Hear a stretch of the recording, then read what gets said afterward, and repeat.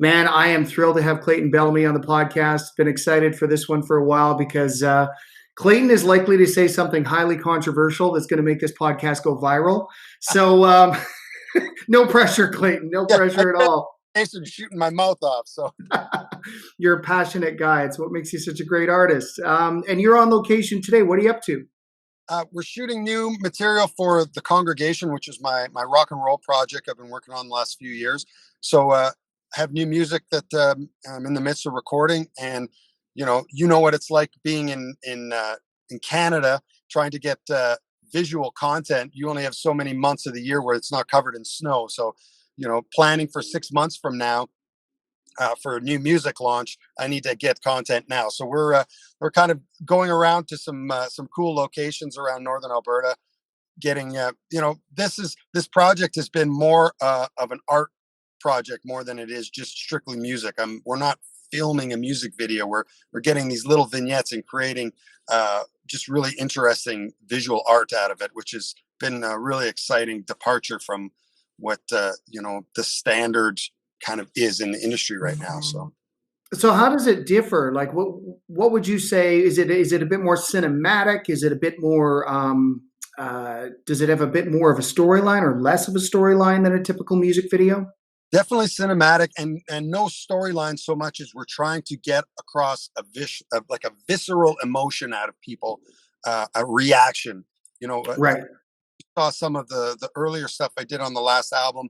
You know, weird stuff like walking down the road dragging a shovel, and these crazy shots of you know a burning church, or like different Right. kind of pieces that we get in together, and just we're making art, a visual art out of to go along with the music, rather than hey, here's me playing my guitar again for the upteenth time that I've done that over the years. This is just something completely different, where we're just really just trying to get a reaction out of people, not for the sake of getting a reaction, but we're trying to stir up emotion.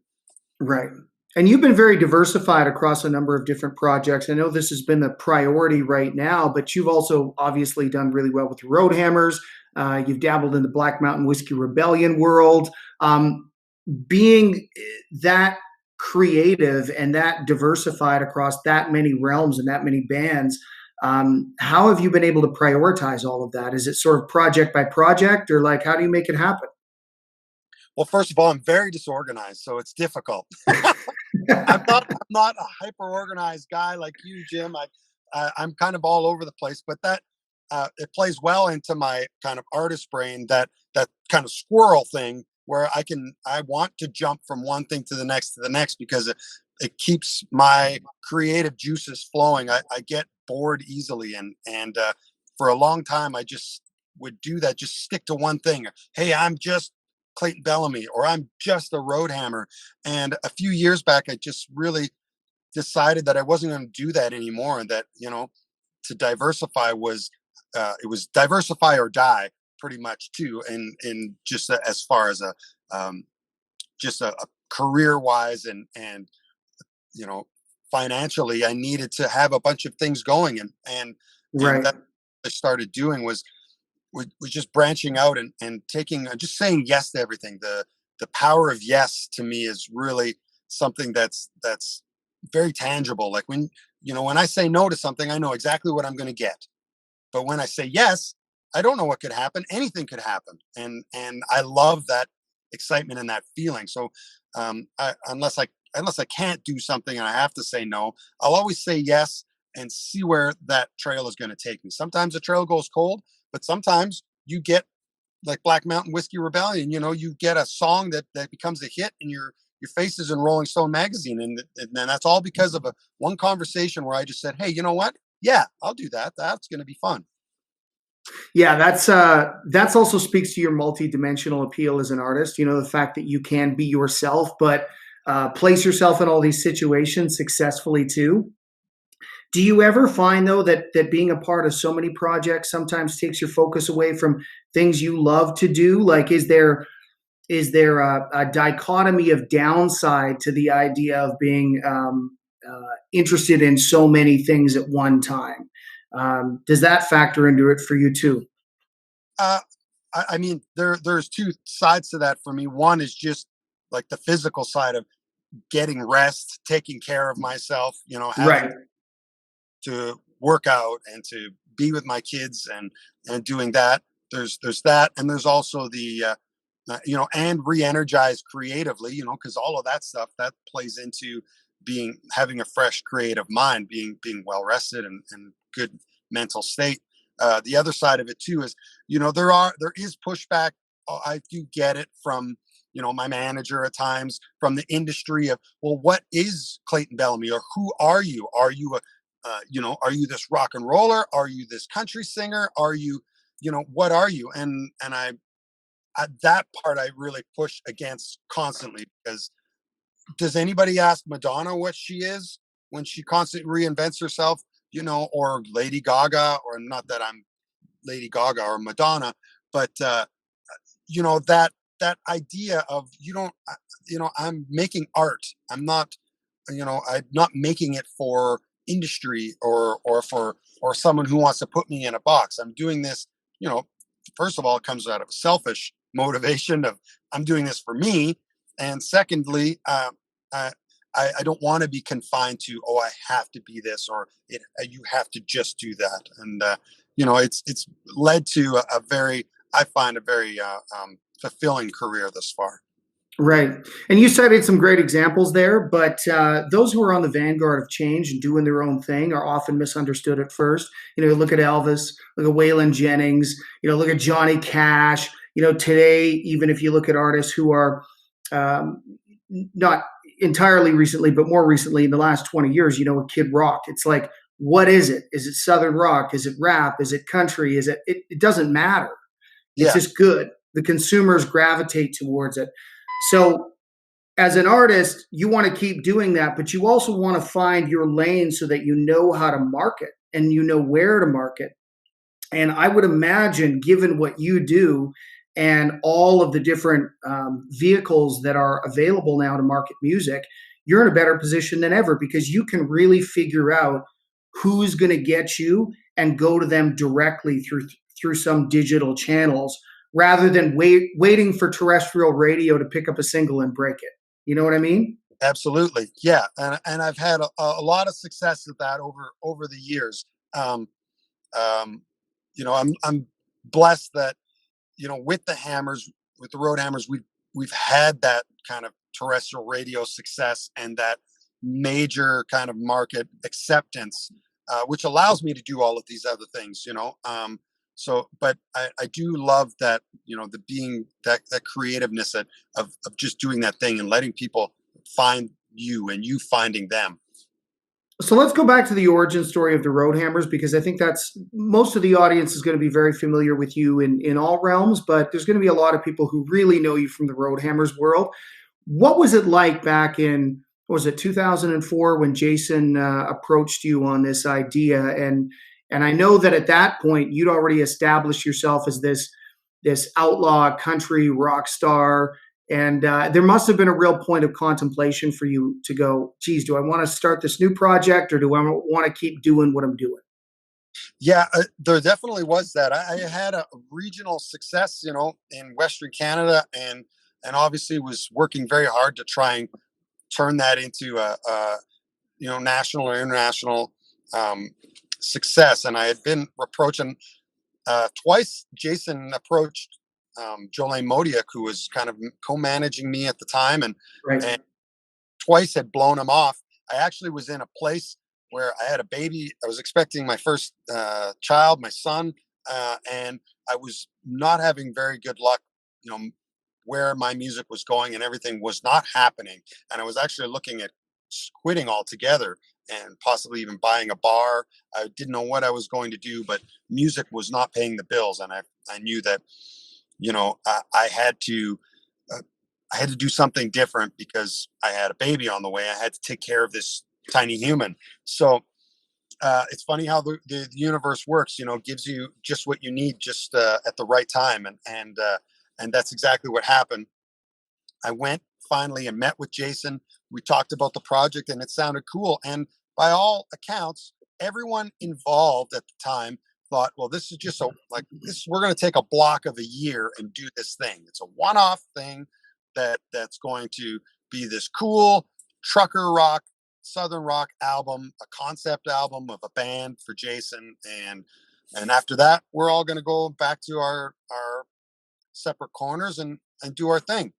Well, we from the time I said yes and to that project to the time we released the record was about 6 months. We wrote and recorded it.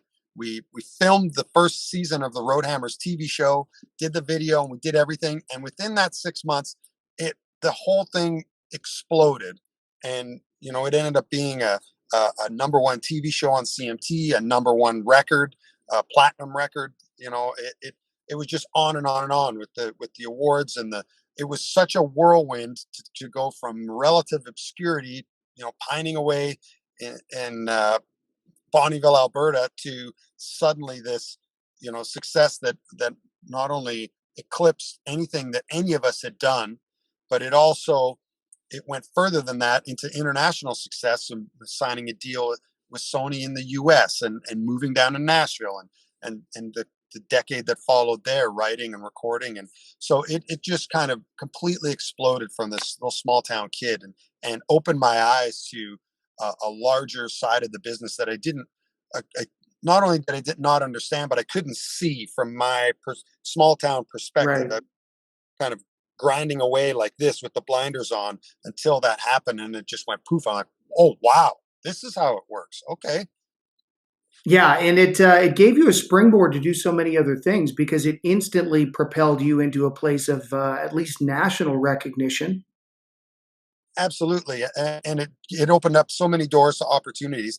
And now 15 years later, we're still a band, and it's still all of our main priorities, which is so funny. I just was listening to another podcast the other day, and they were interviewing Huey Lewis. They're asking him about success and how he became successful, and his response was, if you want to get successful, find success, stop trying to be successful.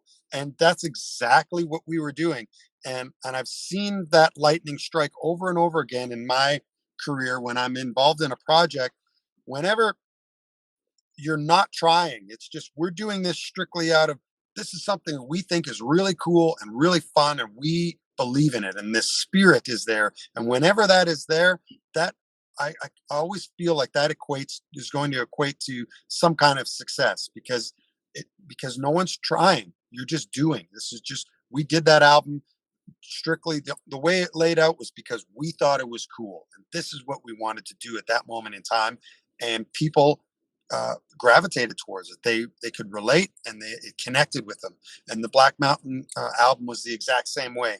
We went in there with just the spirit of friendship and just creativity, and this all we wanted to do is make a really cool record for ourselves. And because of that I think it connects with people. Right. I think that's a brilliant piece of advice out there, especially for young artists. Like if you think about, everybody uses the word authenticity. It gets overused, but what it really means is doing something without giving a fuck what anybody thinks. That's Absolutely. really what authenticity is. Like if you boil it down, it's like, I'm going to do this because I think this is amazing. And if people get it, they get it. And if they don't, I'm good with it, And the other thing is it's an antidote to desperation, which, as you know, and as we all know in life and in business, can really steer people on a path to make bad decisions, especially your young artists. You've been grinding away independently for a long time. And all of a sudden people start approaching you. It's pretty easy if you're driven by desperation to make the wrong decision rather than sit and wait and go, I'm going to have standards and I'm going to work with the exact team I want, or I'm going to keep doing this myself, and Yeah. you've been able to do that as well. You've always worked with the people you've wanted to work with. I've also worked out of that place too. Like you say, I've had to learn most of my lessons the hard way, and I have made records and tried to promote records from that place, out of that desperation of, I need this to work, and I'm gonna write and sing these songs because these people are telling me this is what's going to be a success, and I need to have this and that, and those records were, creatively and you know financially a flop. They did horrible, and that was because it was the wrong spirit. And having that when you're creating, like you said, that people can smell that a mile away, Right. and you need to have that, um, be in that place where you're making music that's honest, like you said, with authenticity, and whatever genre it is, it has to be from here first. Otherwise, if it's too much from here, it always falls flat, always comes Right. up. People will hear it, but they won't feel it. That's right, absolutely. Yeah. I think too that's interesting that in this day and age you would take a 10-piece band and put together a rock band called the Congregation, because everybody's trying to downsize, especially now with COVID, and put out creative projects that have sort of less moving parts. And yet you've gone the opposite direction, against the grain as usual with this project. So tell us a little bit about the impetus and the idea behind that. Yeah, well, the idea for the Congregation was I wanted it to be like this rock and roll church, like a something that's always has, like you said, moving parts, where there's people coming in and out all the time, different musicians, special guests. And I wanted it to, my elevator pitch was that the Congregation is a rock and roll tent revival. It's Right. an experience that brings people in and makes them part of this kind of circus, kind of like, reminiscent of, um, Joe Cocker, Mad Dogs and Englishmen. That kind of big, crazy, rolling, circus, for lack of a better term, and that's kind of what we created with the horns and the background singers, and much to, many sometimes promoters or my manager's chagrin. They're like, getting a 10-piece band out on the road. But the cool thing about the concept is that it can sometimes be a 3-piece band. It can sometimes be a 15-piece band. It there is no confines with it. It's always moving, and the different, when people expect a different experience all the time with it, it keeps them coming back. It's a bit of that, you know, jam band mentality. If you familiar with Government Mule or the Allman Brothers and those kinds of things, there sometimes it's a great big band, sometimes it's a small band, sometimes John Mayer's sitting in, and then next time Sheryl Crow is in sitting in the band. It's kind of taking a little bit of that, but with a little bit more of that pop, sensibility of the music. Right. It's a malleable concept in terms of what you're putting on the road potentially. And are you looking to follow this album up with another album and continue on and uh, potentially put out several records under this moniker? Is that what you're looking to do? Absolutely. Yeah. That's what we're in the process of right now, recording some new music, and new video to continue this trail down an alter ego of mine being the preacher man in this Congregation. So hence the get up today. But it's not, I don't really feel like when I take the stage in the Congregation that I'm Clayton Bellamy. I'm Right. playing part as the preacher man, almost you know, like Alice Cooper is not, he's Alice Cooper when he's on stage. Um, Right. Kind of, almost, that kind of idea, where I'm really trying to take this one little kind of piece of my personality and magnify it to 11 for 90 minutes of a concert. Right. You're embodying a persona. And I think I read in an interview it's less sex, drugs, rock and roll, and more peace, love, and understanding. Yeah, yeah, the peace, love, and rock and roll. That's Yeah. exactly, uh, um, and that's really kind of the vibe we're trying to bring, this kind of, all encompassing, inclusive thing that, if you don't know, you don't know. If you weren't there, you didn't experience it. You got to go and experience it for yourself and see it. And I've only a few times in my career have I been involved in projects where, you know you know right away that you're hitting the mark, because we'll play a show and instantly we get this visceral reaction from people. They just lose their minds.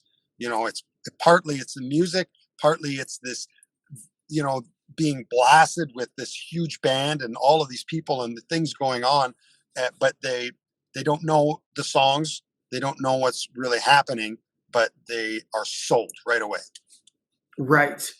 And that's the ultimate acid test, isn't it? You know, like if you think music is great, and we often get into these little cocoons and bubbles in the industry, and then you go play it live and you get that affirmation from an audience, it's like, okay, we're on to something.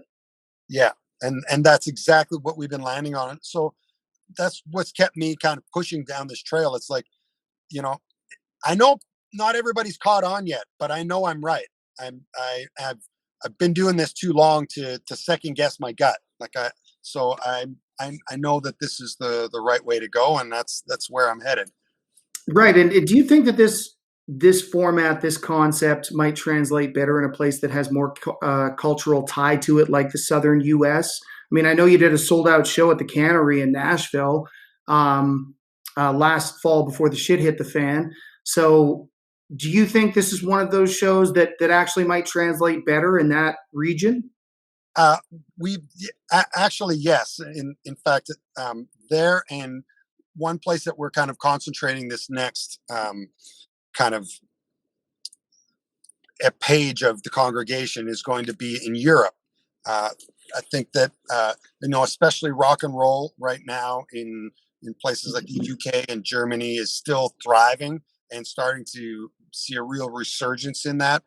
Bands like the Lazies or the Rival Sons and Cadillac Three are doing really really well in these kind of places where rock and roll is still accepted and really looked upon as a great art form. And Yeah, I always roll my eyes when the critics say rock and roll is dead. It's like it never dies, you idiots. It just morphs. It yeah, just changes, right?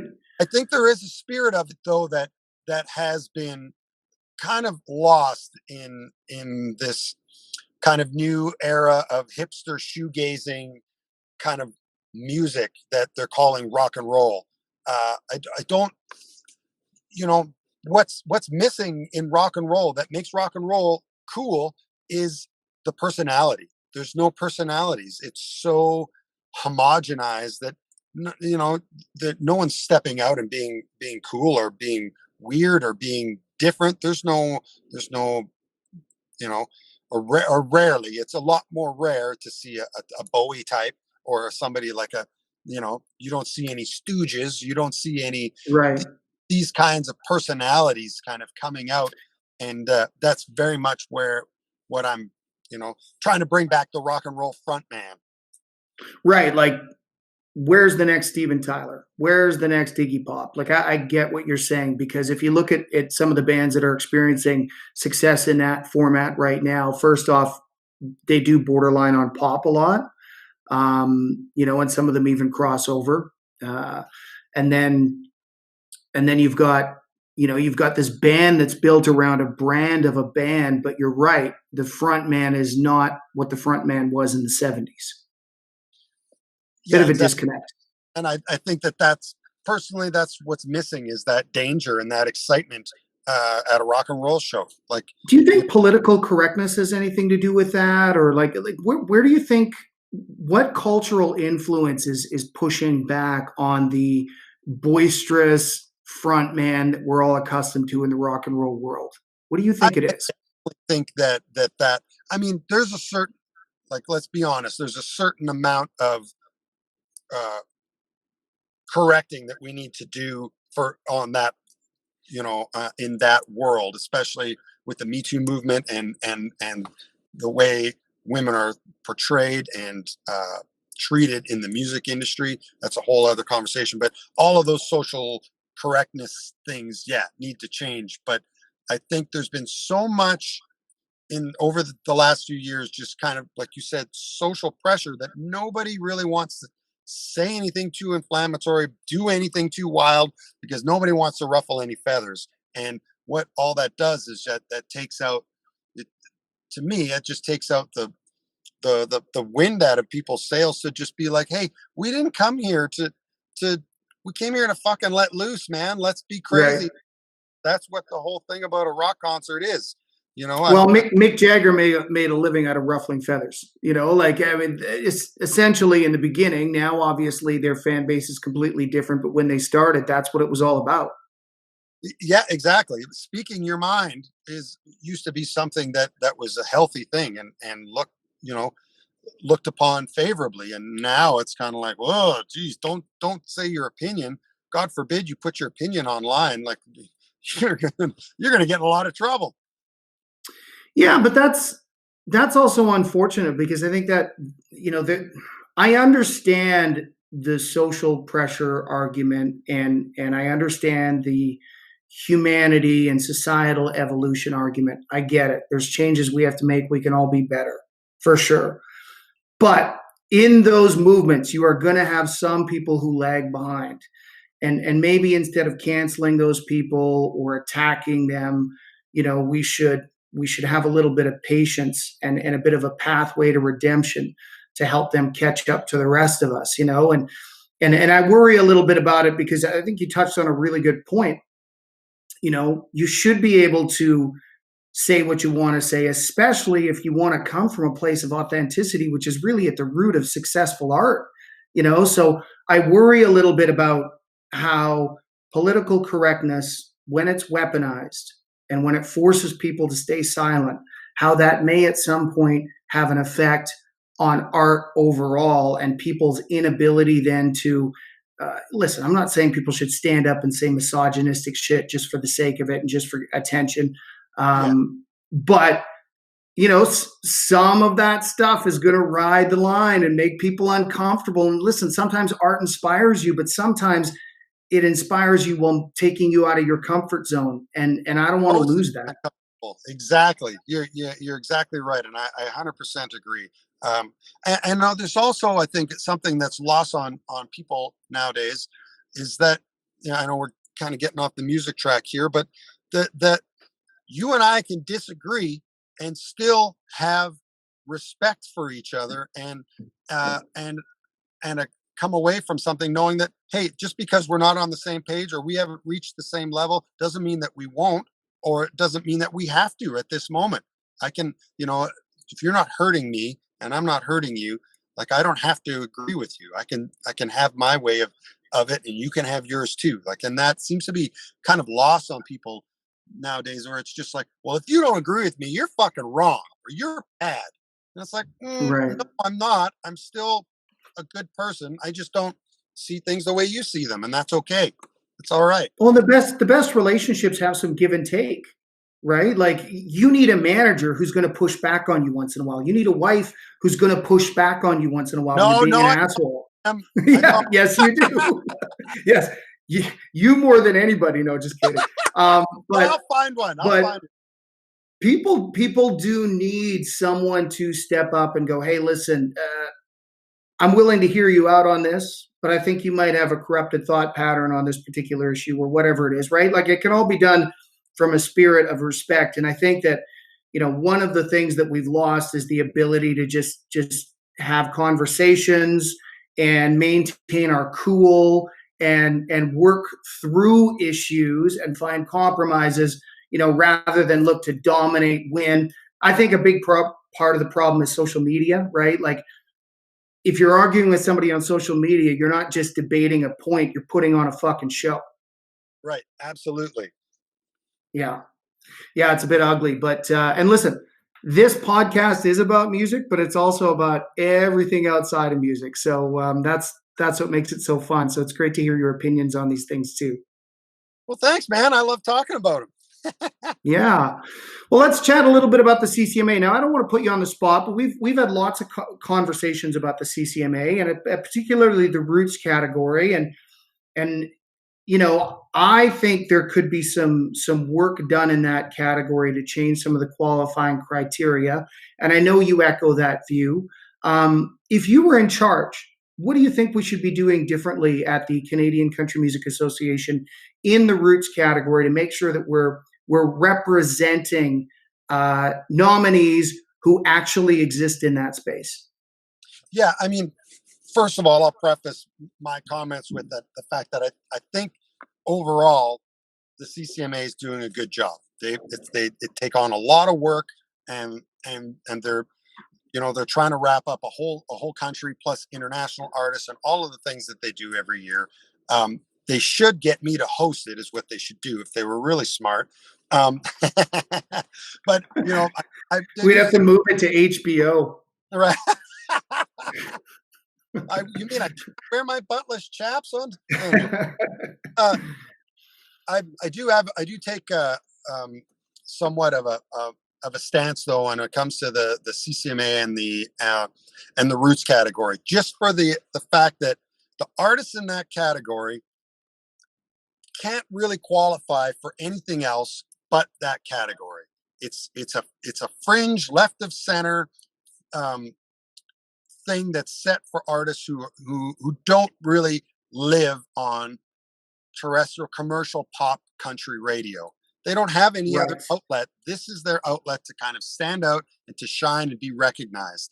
And what's been happening, in my opinion, in the last few years is that artists that don't belong in that space are are using that as a platform to get more nominations, to just be able to say, oh yeah, look at, we've got 15 nominations and one more is the roots category, or and it's not fair to the artists who actually belong there and who don't have any other outlets that except that one.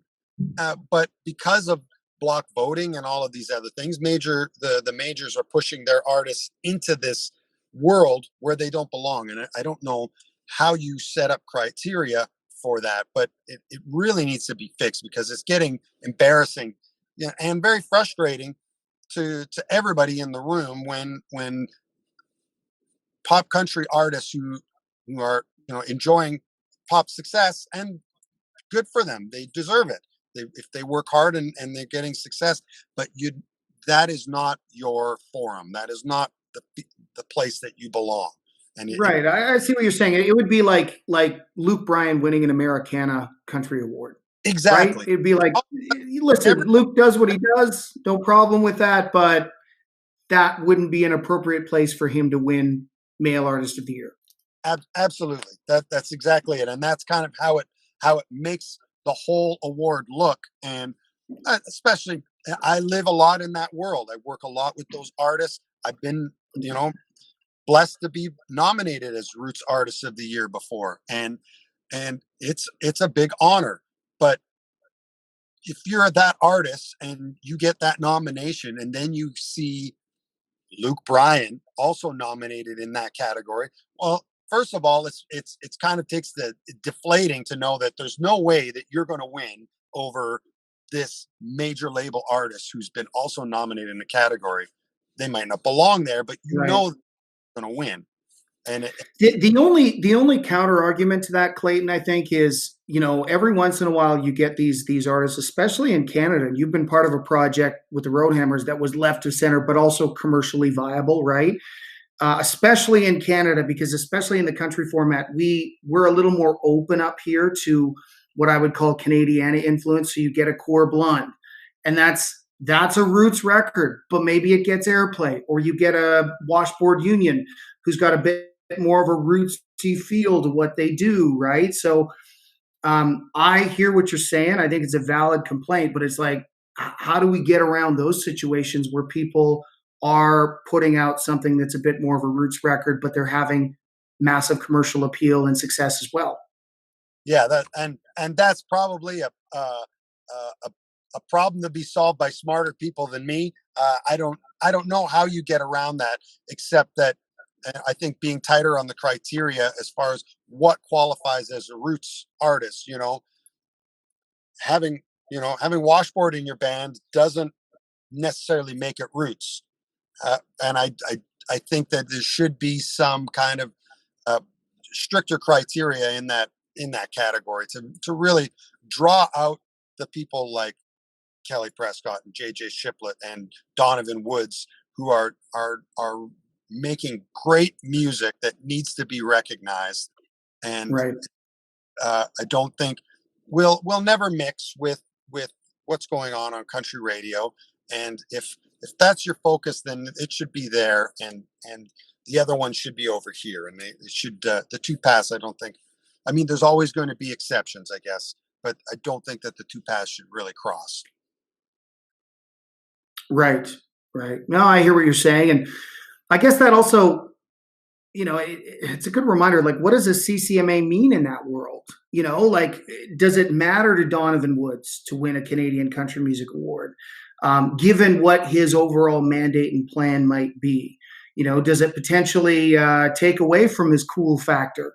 That he's established in the singer-songwriter world. Like, it's hard to say too.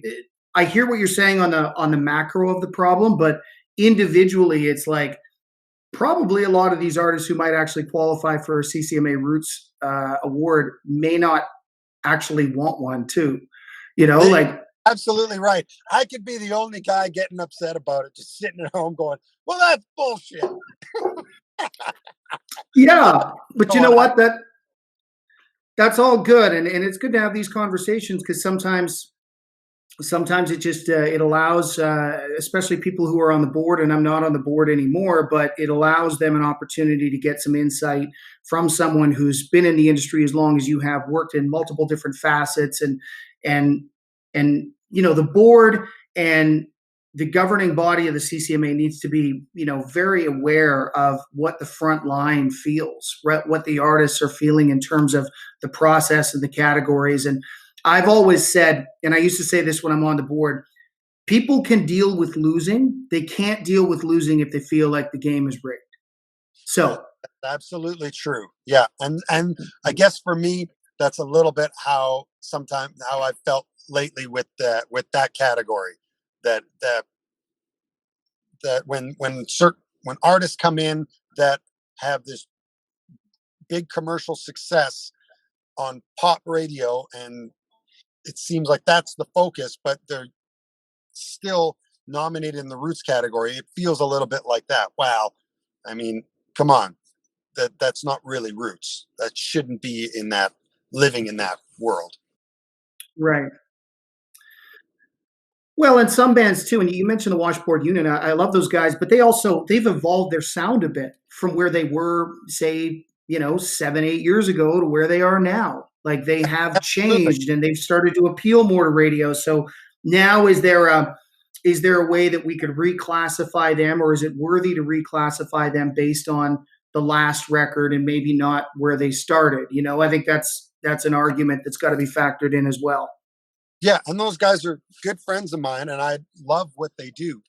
And I think it's just something to be cognizant of. More than anything, Yes. and moving forward as everything continues to evolve, and everyone's art is always changing. And that's the great thing about it. I'm myself included. We were just talking about that, and how it's you're moving and always pushing against those boundaries, and I'm not alone in that. So you know if something belongs there, it should be there, and if it doesn't, then it should. The criteria, I think, should just be laying it out so that everybody knows. Right, right, and I think the CCMA has done a great job over the years of doing everything they can to create as many bylaws as they can to mitigate block voting, to mitigate all of the problems that are created when the results of the award show itself just doesn't mirror what's happening in the marketplace. And that was always my concern with the CCMA. And it's like, if the marketplace is one place and our award show is somewhere else, at some point people are going to stop tuning in. We're gonna Absolutely. we're gonna push away viewers, and so we have to make sure that we have this very small constituency, and we have this weird ass popularity contest within the constituency to determine winners. And so they started to layer in more, streams, sales, valuable criteria, and so far we're seeing that there's still some things to be fixed, and I think you've pointed to one of them. But by and large, there aren't those weird ass out of nowhere wins like there have been in Right. previous years. Right? It's gotten better and better. Yeah, So it's absolutely. always a work in progress, just like the rest of us. And vote for Clayton Bellamy. Roots are There you singing. go. All right. Shameless plug. I love Uh, it. So what's on the horizon for you for the next 5 years? What's the 5 year plan in the Clayton Bellamy world? you know, especially with this, the whole advent of our new reality, which has been in the last 6 months. Um, my world has really shifted into not just thinking about record, tour, rinse, repeat, album cycle, and really have gotten into working more with artists and producing, writing content for not just music anymore. I've been writing for movies and soundtracks, and been writing and help creating and finding visions for other artists, and really kind of starting to drill into mind that kind of um, stuff. And Why don't you plug an artist project? Why don't you plug an artist project that you're working with that you're currently really excited about? yeah, well, I mean, lately, Mitch Merritt and I just finished producing and co-writing an album with a band called El Nivens and the Alibi, and that's exactly the kind of thing that I'm talking about. Is finding this band that's just clearly a diamond in the rough. This amazing kind of alt country rock thing, and really bringing the vision to life, and getting it out there. And they're just in the midst of signing a deal in Australia. They've got we've got some things going on with a song plugging company in New York, and they're just they're right there on the verge of it all kind of coming together. And it's really exciting to be a part of that. And it also feeds my other creative needs and stuff. So I see in 5 years doing a lot more of that kind of stuff, including my own little projects, but always having more and more creative outlets and growing that. Amazing, man. Well, you're clearly gifted in that domain. You've got so much wisdom that's so valuable to young artists and artists coming up and artists looking to make a name for themselves as well. So God bless you for finding a way to give that back. Well, thanks a million, man. I that's one thing that I think you're the same way, that you don't get to this point without sharing the wealth. And I've always been a big believer in that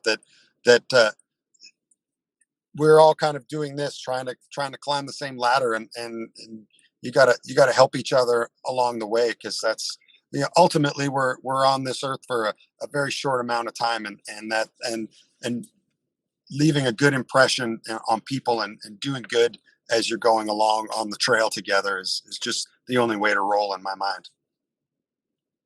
How you're remembered, right?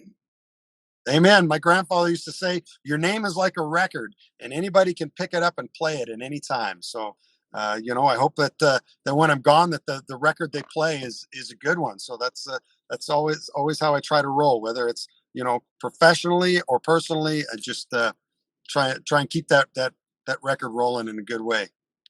All right, well, we're going to wrap this up with those wise words from your grandpa. Thanks for taking the time today, Clayton. I appreciate you, brother. Thanks a million for having me.